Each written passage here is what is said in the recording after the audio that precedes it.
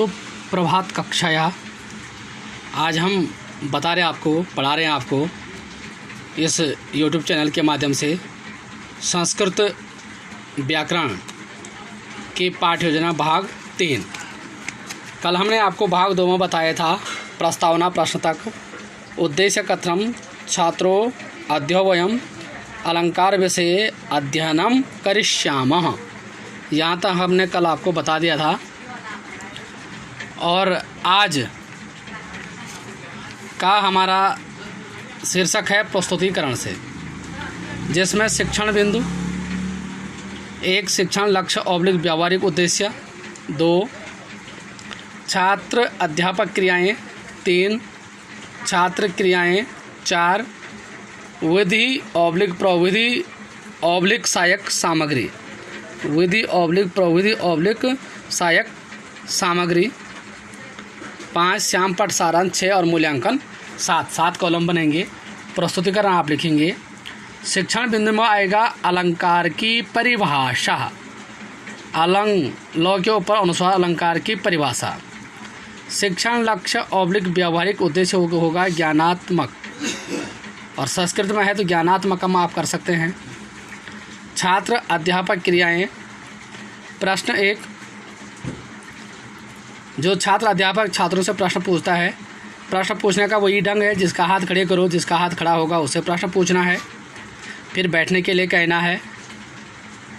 प्रश्न 1, स्त्री की शोभा किससे होती है? प्रश्नवाचक। छात्र अध्यापक क्रियाएं और छात्र क्रियाएं हैं। उत्तर, स्त्री की शोभा गहनों से होती है, गहनों आभूषणों से। और विधि / प्रविधि / सहायक सामग्री है प्रश्नोत्तर विधि पूर्ण विराम। श्याम पट सारांश कुछ नहीं है, मूल्यांकन कुछ नहीं है। फिर शिक्षण बिंदु है अलंकार की परिभाषा। शिक्षण लक्ष्य / व्यावहारिक उद्देश्य है ज्ञानात्मकम। छात्र अध्यापक क्रियाएं हैं। प्रश्न 2, काव्य की शोभा किससे होती है? छात्र अध्यापक छात्रों से प्रश्न करता है, प्रश्नवाचक। उत्तर, एक ही बार सब छात्रों का उत्तर नहीं लेना है। छात्र उत्तर। छात्र क्रियाएं, काव्य की शोभा अलंकार से होती है, विधि / प्रविधि / सहायक सामग्री है प्रश्नोत्तर विधि पूर्ण विराम। श्याम पर सारांश कुछ नहीं है, मूल्यांकन कुछ नहीं है। इसके बाद आता है शिक्षण बिंदु अलंकार की परिभाषा। शिक्षण लक्ष्य / व्यावहारिक उद्देश्य ज्ञानात्मकम। ज्ञानात्मकम का अर्थ है कि 3 प्रश्न छात्रों से पूछे जा रहे हैं। प्रश्न 3, छात्र अध्यापक क्रियाएं अलंकार किसे कहते हैं? प्रश्नवाचक। छात्र क्रियाएं अनुत्तरित, अवमन नहीं, तरित माने जो उत्तर नहीं दे पाते, अगर उन्होंने पढ़ा नहीं तो अलंकार क्या बताएंगे। और अस्पष्ट बोल सकता है, कोई बता भी सकते हैं। विधि / प्रविधि / सहायक सामग्री प्रश्नोत्तर विधि पूर्ण विराम। श्याम पर सारांश कुछ नहीं है, मूल्यांकन कुछ नहीं है। अब आता है प्रस्तुतिकरणम मोहलंत। नियम निर्धारणम मोहलंत। शिक्षण बिंदु है नियम निर्धारणम। क्यों है नियम निर्धारणम? क्योंकि यहाँ पूछा गया छात्र अध्यापक क्रियाएं अलंकार किसे कहते हैं, और छात्र क्रियाएं अनुत्तरित, छात्र उत्तर देते हैं, प्रश्नोत्तर विधि है। अब यहाँ नियम निर्धारणम प्रस्तुतिकरण में शिक्षण बिंदु में है नियम निर्धारणम। शिक्षण लक्ष्य व्यावहारिक उद्देश्य, यहाँ कुछ नहीं लिखा गया है। छात्र अध्यापक क्रियाएं, छात्र अध्यापक कथन। क्या कथन होता है कि छात्र अध्यापक अलंकार की परिभाषा स्पष्ट करते हुए, बताते हुए श्याम पट पर लिखता है पूर्ण विराम। छात्र अध्यापक अलंकार की परिभाषा स्पष्ट करते हुए श्याम पट पर लिखता है। पहले क्लास के समक्ष अलंकार की परिभाषा कह देनी है, फिर श्याम पट पर लिखना है, लिखते समय क्लास में भी देखना है। और छात्र क्रियाएं, छात्र ध्यानपूर्वक सुनते हैं, पूर्ण विराम। और विधि / प्रविधि / सहायक सामग्री है कथन विधि, क्योंकि कहा जा रहा है। और श्याम पट सारांश है। श्याम पट क्योंकि स्पष्ट यही था कि छात्र अध्यापक अलंकार की परिभाषा बताते हुए श्याम पट पर लिखता है। पहले क्लास के समक्ष बता देना है और श्याम पट सारांश क्या है जो ब्लैक बोर्ड है आपके पास चौक के माध्यम से, तो उस पर यही होता है कि अलंकार काव्य की शोभा बढ़ाने वाले उपकरणों को अलंकार कहते हैं। पहले आपके क्लास के समक्ष बताना है कि काव्य की शोभा बढ़ाने वाले उपकरणों को अलंकार कहते हैं। पूर्ण विराम उद्धरण चिन्ह, काव्य से स्टार्ट उद्धरण चिन्ह, इस यहाँ इस प्रकार लगता है उद्धरण चिन्ह, पूर्ण विराम यहाँ उद्धरण चिन्ह बंद होता है, उद्धरण चिन्ह।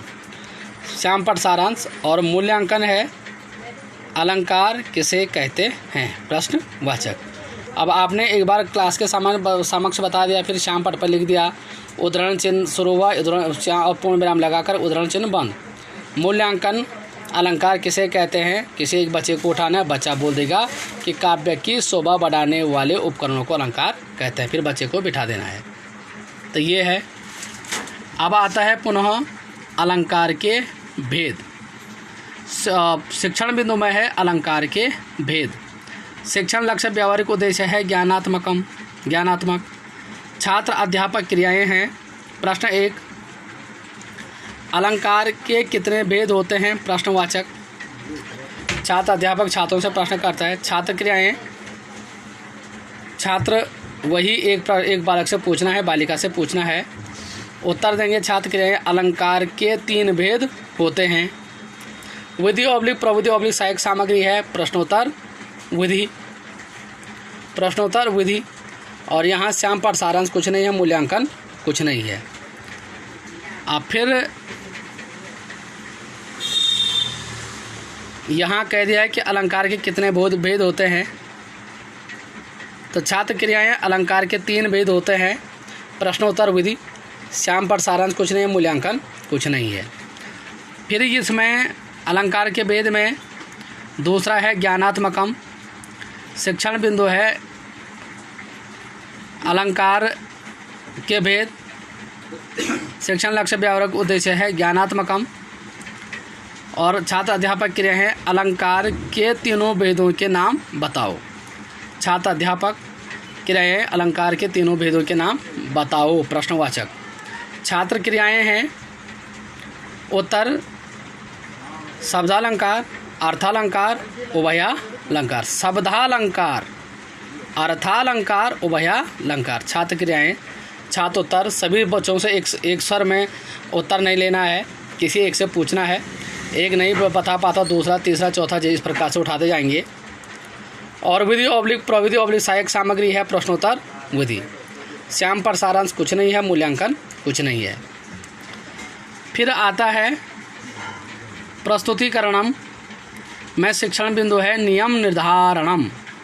और शिक्षण लक्ष्य व्यावहारिक उद्देश्य है ज्ञानात्मकम। छात्र अध्यापक क्रियाएं हैं। प्रश्न 3, शब्दालंकार किसे कहते हैं, क्योंकि यहाँ कहा था शब्दालंकार, अर्थालंकार, उभयालंकार। यहीं से प्रश्न बना। प्रश्न 3, शब्दालंकार किसे कहते हैं, प्रश्नवाचक। और छात्र अध्यापक कथन, क्योंकि यहाँ प्रश्न पूछा गया है कि शब्दालंकार किसे कहते हैं। छात्र अध्यापक क्रियाएं शब्दालंकार किसे कहते हैं, प्रश्नवाचक। और यहाँ छात्र क्रियाएं, छात्र क्या करते हैं, छात्र अनुत्तरित उत्तर नहीं दे पाते हैं, कोई भी दे भी देंगे। और विधि ऑब्लिक प्रविधि सहायक सामग्री है, प्रश्नोत्तर विधि, पूर्ण विराम। श्याम पट सारांश कुछ नहीं है, मूल्यांकन कुछ नहीं है। अब यहाँ आता है नियम निर्धारणम में शब्दालंकार किसे कहते हैं, छात्र अध्यापक कथन। छात्र अध्यापक शब्दालंकार की परिभाषा स्पष्ट करते हुए श्याम पट पर लिखता है, पूर्ण विराम। तो होता क्या है कि जब छात्र उत्तर नहीं दे पाते हैं तो शब्दालंकार की परिभाषा पहले तो कक्षा के समक्ष अध्यापक बता देता है, जैसा हम बताते हैं, और फिर सब कक्षा के बाद कक्षा में स्पष्ट करते हुए श्याम पट पर लिखता है। और लिखते समय श्याम पट पर क्लास में भी देखना है, पीछे भी देखना है क्लास में, नहीं तो बच्चे एरोप्लेन उड़ाएंगे, हवाई जहाज। तो ये छात्र क्रियाएं छात्र ध्यानपूर्वक सुनते हैं, क्योंकि छात्र अध्यापक शब्दालंकार की परिभाषा स्पष्ट करते हुए श्याम पट पर लिखता है। तो छात्र क्रियाएं छात्र ध्यानपूर्वक सुनते हैं और विधि ऑब्लिक प्रविधि ऑब्लिक सहायक सामग्री है कथन विधि, क्योंकि कहने का काम किया जा रहा है, लिखने का काम किया जा रहा है। श्याम पर सारांश क्या है, शब्दालंकार क्या, ये उदाहरण चिन्ह में और उदाहरण जहाँ काव्य में शब्दों के द्वारा चमत्कार उत्पन्न होता है वहाँ शब्दालंकार होता है। और उदाहरण चिन्ह बंद करके पूर्ण विराम, जहाँ काव्य में शब्दों के द्वारा चमत्कार उत्पन्न होता है तो वहाँ शब्दालंकार होता है। और फिर मूल्यांकन प्रश्न इसी का है। मूल्यांकन का प्रश्न 1, मूल्यांकन प्रश्न 2, शब्दालंकार किसे कहते हैं। तो यहाँ छात्र अध्यापक आपने कक्षा के सामने भी बताया, श्याम पट पर भी लिखा, अभी लिखा हुआ ही है। फिर आपने बच्चे से प्रश्न कर दिया शब्दालंकार किसे कहते हैं, वो भी पढ़ देगा। जहाँ काव्य में शब्दों के द्वारा चमत्कार उत्पन्न होता है उसे वहाँ शब्दालंकार होता है। तो आपने बच्चों को समझा करके कहना है, क्योंकि कक्षा 6, 7, 8, 9 के बच्चों का स्तर बहुत डाउन होता है, कम होता है। उनको अ लिखने नहीं आती है, वर्णमाला नहीं आता, पढ़ना नहीं आता, लिखना नहीं आता है, समझना नहीं आता, सुनना नहीं आता। आपने उनको बहुत अच्छे प्रकार से समझाना है। ऐसे हवाई भाई नहीं करनी है, हवा में नहीं चलना है, जल्दी जल्दी नहीं बोलना है, समझा करके बोलना है। तो ये था यहाँ नियम निर्धारण तक। अब आती है बात शब्दालंकार के भेद। इसमें शिक्षण बिंदु है शब्दालंकार के भेद। तो आज का हमने आपको शब्दालंकार के भेद तक है। और पुनः शब्दालंकार के भेद में शिक्षण लक्ष्य ऑब्लिक व्यावहारिक उद्देश्य ज्ञानात्मकम और छात्र अध्यापक क्रियाएं हैं। प्रश्न 1, शब्दालंकार के कितने भेद होते हैं, प्रश्नवाचक। और छात्र क्रियाएं उत्तर, शब्दालंकार के 3 भेद होते हैं। शब्दालंकार के 3 भेद होते हैं, छात्र उत्तर देते हैं। और विधि ऑब्लिक प्रविधि ऑब्लिक सहायक सामग्री है प्रश्नोत्तर विधि। तो यहाँ आपका श्याम पट सारांश कुछ नहीं है, मूल्यांकन कुछ नहीं है।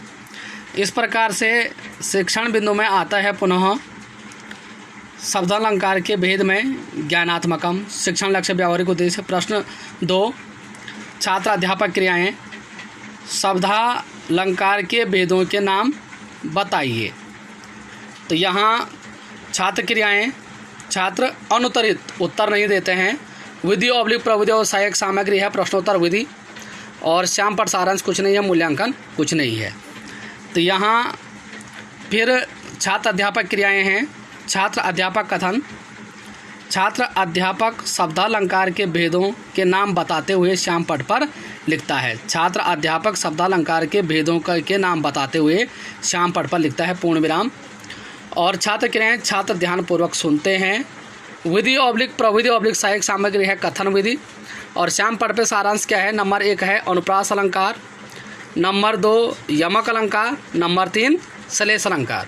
तो छात्र अध्यापक यही अलंकार श्याम पट पे लिखता है, नंबर 1 अनुप्रास अलंकार, नंबर 2 यमक अलंकार, नंबर 3 श्लेष अलंकार। तो आज का शब्दालंकार के भेद में छात्र अध्यापक कथन यहीं तक हमने बताया। छात्र अध्यापक शब्दालंकार के भेदों के नाम बताते हुए श्याम पट पर लिखता है। तो ये है अनुप्रास अलंकार, यमक अलंकार, श्लेष अलंकार। आज का इतना ही।